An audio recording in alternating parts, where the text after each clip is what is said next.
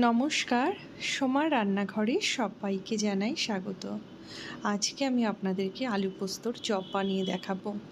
যে কোনো নিরামিষ দিনে এই রকম খাস্তা মুচমুচে চপ কিন্তু আপনারা বাড়িতে বানিয়ে নিতে পারেন। আর এই আলু পোস্তর চপ ডাল ভাতের পাতে কিন্তু খেতে ভীষণ ভালো লাগে।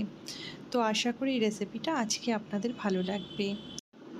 তো তাহলে চলুন দেখে নিই এটা আমি কি করে বানাই। তো প্রথমেই এখানে আমি আলু সেদ্ধ করে নেব। তো তার জন্য 4টে আলু খুব ভালো করে ধুয়ে নিয়েছি। এবার এই আলুগুলো প্রেসার কুকারে দিয়ে পরিমাণ মতো জল দিয়ে আমি সেদ্ধ করে নেব। তো এদিকে কড়াইয়ের মধ্যে আমি দিয়ে দেব বড় চামচের 2 চামচ সর্ষের তেল। তেলটা একটু গরম হলে এর মধ্যে বড় চামচের 1.5 চামচ পোস্ত দিয়ে দেব। পোস্তটা বেশ একটু লাল লাল করে ভেজে নিতে হবে। পোস্তটা যখন একটু লাল লাল করে ভাজা হয়ে যাবে তখন এর মধ্যে দেব 4টে কাঁচা লঙ্কা। লঙ্কাগুলো কুচি করে দিয়েছি। তো কাঁচা লঙ্কাটা আপনারা অবশ্যই আপনাদের টেস্ট অনুযায়ী দেবেন, যে যেমন ঝাল খেতে পছন্দ করেন। এবার এর মধ্যে সেদ্ধ আলুটা খোসা ছাড়িয়ে নিয়েছি। এবার এই সেদ্ধ আলুটা হাত দিয়ে একটু ম্যাশ করে দিয়ে দেব। এই সময় আঁচটা কিন্তু মিডিয়ামে রাখতে হবে। মিডিয়াম আঁচে রেখে এই আলুটা খুব ভালো করে পোস্তর সাথে কষিয়ে নিতে হবে। একটু কষানো হয়ে গেলে তারপর এর মধ্যে পরিমাণ মতো লবণ দিয়ে দেব। আমি কিন্তু এই আলু পোস্তটা বানানোর সময় এর মধ্যে কিন্তু কোনো রকম হলুদ দেব না। হলুদ ছাড়াই কিন্তু আলু পোস্তটা বানাবো। তো লবণটা দিয়ে এই আলু পোস্তটা আরও বেশ কিছুক্ষণ আমি ভালো করে কষিয়ে নেব। ততক্ষণ পর্যন্ত আলু পোস্তটা কষাতে হবে যতক্ষণ না পর্যন্ত কড়াইয়ের গায়ের থেকে এইভাবে আলুটা উঠে আসে। তো প্রায় 7 থেকে 8 মিনিট মতো আমি আলু পোস্তটা ভালো করে কষিয়ে নিয়েছি। এবার সবশেষে এর মধ্যে বড় চামচের 1 চামচ ঘি দিয়ে দেব। এবার ঘিটা দেওয়ার পর আরও 2 মিনিট এই আলু পোস্তটা ভালো করে কষিয়ে নেব। এই আলু পোস্তটা কিন্তু গরম ভাত দিয়ে খেতে ভীষণ ভালো লাগে। আপনারা কিন্তু নিরামিষ দিনে কিন্তু এইরকমভাবে আলু পোস্ত ভাতের পাতে কিন্তু একবার দেখতে পারেন ট্রাই করে, খুব ভালো লাগবে। তো এইরকমভাবে আলু পোস্ত বানিয়ে আপনারা ভাতের পাতেও খেতে পারেন, আবার এটা দিয়ে চপও বানাতে পারেন।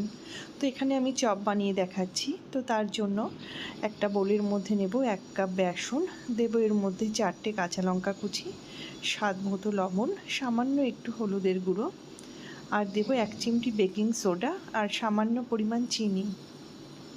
এবার এর মধ্যে অল্প অল্প করে জল দিয়ে একটা ব্যাটার বানিয়ে নেব। তো এখানে খুব বেশি ঘন ব্যাটার বানানো যাবে না, আবার খুব বেশি পাতলাও করা যাবে না। তো আমার মনে হচ্ছে এটা একটু ঘন হয়ে গেছে, তো এর জন্য আরও একটু জল দিয়ে দিলাম। দিয়ে ব্যাটারটা খুব ভালো করে ফেটিয়ে নেব। আমি দেখাচ্ছি এখানে এর ঘনত্বটা কেমন হবে। দেখুন, এর ঘনত্বটা হবে ঠিক এই রকম। তো ব্যাটারটা আমার রেডি। এবার এর থেকে এই যে আলু পোস্তর থেকে অল্প অল্প করে পোস্ত নিয়ে, মানে আলু পোস্ত নিয়ে একটুখানি সামান্য একটু গোল শেপ দিয়ে নেব। আপনারা চ্যাপটাও বানাতে পারেন, যেমন খুশি। এবার ব্যাটারের মধ্যে দিয়ে তেলের মধ্যে দিয়ে দেব। তো এদিকে তেলটা কিন্তু বেশ গরম হয়ে গেছে। এবার এই আলু পোস্তর চপগুলো ভেজে নেব।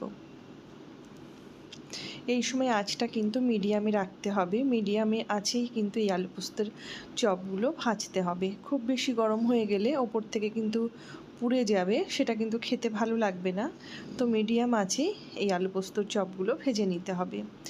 একটা পাশ হয়ে গেলে আর একটা পাশ উল্টে দেব।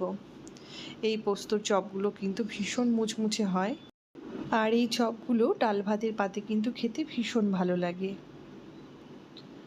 তো চপগুলো কিন্তু বেশ লাল লাল করে ভাজা হয়ে গেছে।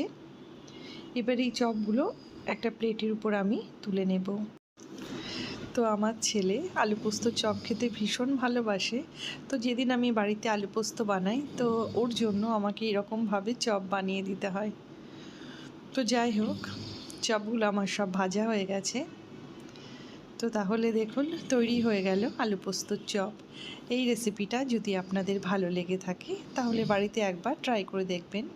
ভালো লাগলে একটা লাইক করবেন, শেয়ার করবেন, কমেন্টস করবেন, এবং আমার নিত্য নতুন রেসিপি পাওয়ার জন্য আমার চ্যানেলটিকে সাবস্ক্রাইব করে রাখবেন আর পাশের বেল বাটনটি ক্লিক করবেন। তাহলে আমার পাঠানো নোটিফিকেশান সবার আগে আপনার কাছে পৌঁছে যাবে। আমার রান্নাটা দেখার জন্য আপনাকে অসংখ্য ধন্যবাদ।